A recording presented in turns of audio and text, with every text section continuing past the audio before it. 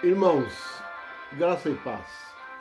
A meditação para a nossa escola dominical, quer dizer, seria escola dominical, é o alicerce da vida cristã.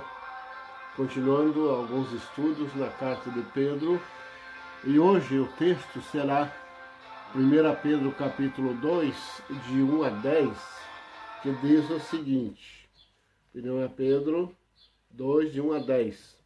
Deixando, pois, toda a malícia, todo o engano e fingimentos, e invejas e toda maledicência, desejai como meninos recém-nascidos o puro leite espiritual, a fim de por ele crescerdes para a salvação.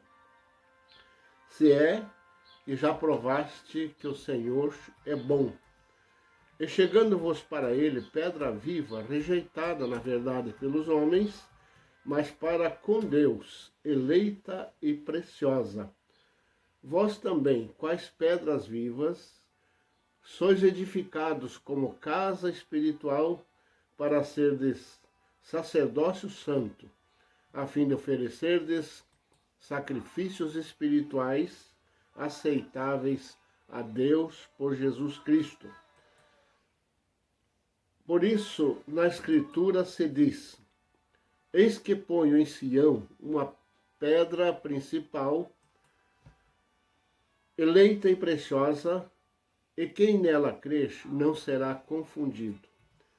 E assim, para vós, os que credes, é preciosidade, mas para os descrentes, a pedra que os edificadores rejeitaram, esta foi posta como pedra principal de esquina, e como uma pedra de tropeço e rocha de escândalo, porque tropeçam na palavra, sendo desobedientes, para o que também foram destinados.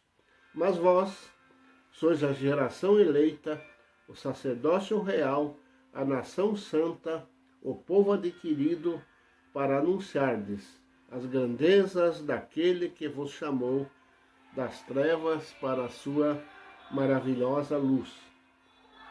Vós, que outrora nem eres povo, e agora sois povo de Deus. Vós, que não tinhas alcançado misericórdia, e agora tendes alcançado. Que Deus abençoe a sua palavra nos nossos corações. O objetivo principal desta pequena meditação, deste pequeno estudo, é a construção da vida cristã e a construção da própria igreja sobre a rocha eterna que é Jesus Cristo. Lembrando o episódio da confissão de Pedro em Mateus 16, 13 a 19, fica claro que o próprio apóstolo, cujo nome foi mudado de Simão para Pedro, que Jesus é a pedra fundamental, a rocha onde a igreja está edificada. Em sua declaração de fé, Pedro considerou Cristo a pedra angular sobre a qual os crentes podem edificar as suas vidas. Crentes quais pedras vivas são edificadas casa espiritual. 1 Pedro 2, 4 a 8. Deus escolhe um povo para si, uma nação santa, um sacerdócio real, uma geração eleita. Esse povo é constituído de todos os que creem e seguem a Jesus, praticando os seus ensinamentos. O fundamento da vida cristã é Jesus. Aí o versículo 6, que diz o seguinte: por isso, na Escritura se diz: eis que ponho em Sião uma principal pedra angular, eleita e preciosa, e quem nela crer não será confundido. Meus irmãos, vimos no versículo que o fundamento é Jesus, que é a pedra eleita e preciosa, que é a pedra que foi rejeitada pelos homens, segundo o verso 7, que é a pedra de divisão entre os crentes e os incrédulos. Aí o verso 6 e o verso 8, nós já lemos o verso 6, agora o verso 8, e como uma pedra de tropeço e rocha de escândalo, porque tropeçam na palavra, sendo desobedientes, para o que também foram destinados. Aí ele prossegue: o apóstolo prossegue dizendo: vós sois geração eleita, sacerdócio real, mas os que creem não serão confundidos, diz a Bíblia. Os que não creem, os incrédulos, a pedra será de tropeço e rocha de escândalo. Nos ensina assim a palavra. A metáfora do edifício. O edifício são os crentes salvos em Cristo Jesus. Na carta aí, capítulo 2, no versículo 5, nós lemos que os crentes são o sacerdócio santo de Deus. No verso 7, o sacerdócio real. Essa palavra sacerdote é no sentido de intercessão. E nós acreditamos, como batistas, no sacerdócio universal dos crentes. Todos os crentes intercedendo por vários assuntos e às vezes por um determinado assunto, né? Porque são intercessores. Essa palavra sacerdote, eu vou repetir, significa intercessor.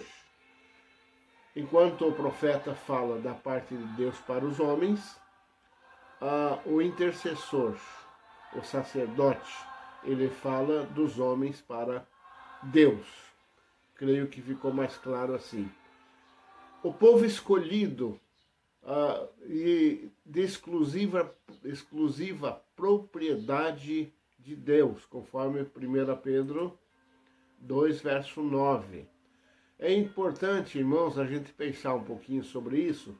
Eu espero que os irmãos peguem aí o esboço no seu celular e vejam, leiam essas passagens. Em função do tempo que temos, às vezes não é possível ler todas, apenas citar, mas é necessário que a gente creia que, como igreja de Deus, nós também somos, além de ser povo de Deus, povo escolhido de Deus, somos sacerdotes, intercessores entre os homens e Deus, e também fazemos o papel de profetas, falando de Deus para os homens. A missão do povo de Deus é anunciada também nesse texto. O verso 9 diz: para que, a fim de que proclameis, a fim de proclamardes as virtudes daquele que vos chamou das trevas para a sua maravilhosa luz. Deus é quem conduz as pessoas que estão nas trevas para a sua maravilhosa luz. Através de Jesus Cristo, o seu Filho, nosso Senhor, nosso Salvador, Deus conduz as pessoas que estão nas trevas para a sua maravilhosa luz. Além desse texto de Pedro, nós temos em Colossenses, capítulo 1, verso 13, que diz o seguinte: Ele nos libertou das trevas e nos transportou para o reino do seu Filho de amor. Para essa missão de tirar pessoas do pecado, Deus conta com o seu povo santo. Santo quer dizer separado, agindo no mundo. Pessoas separadas por Deus para agirem no mundo onde estão. Martinho Lutero disse o seguinte: o cristão é um santo pecador. Parece um paradoxo. O cristão, um santo pecador. Santo pela suficiência da obra salvadora de Jesus Cristo. Pecador devido à natureza original decaída. Martinho Lutero, quando entregou seu coração para Deus, ele reconhecia realmente essas coisas, o grande teólogo da Reforma Protestante. O crescimento espiritual para concluir, é um imperativo da vida cristã. Não significa que precisemos do crescimento para garantir a salvação. Ela é garantida pelo sacrifício de Cristo lá na cruz. Também não seria voltar à teoria do mérito humano para a salvação. Vou repetir, não seria voltar à teoria do mérito humano para a salvação, mas sim que crescendo estamos indo na direção da glorificação, que é o tempo final da experiência de salvação em Cristo Jesus, e para entrar então para o gozo eterno na presença do Senhor. Amém. Que Deus abençoe a todos os irmãos, que esse texto da palavra do Senhor, que será examinado certamente por todos, traga um resultado muito positivo na vida de cada um. Alicerce para a vida cristã, o alicerce da vida cristã. O único alicerce que nós temos é Cristo Jesus, o nosso Senhor, o nosso Salvador. Um abraço a todos, tenha um bom domingo e que Deus os abençoe. Amém.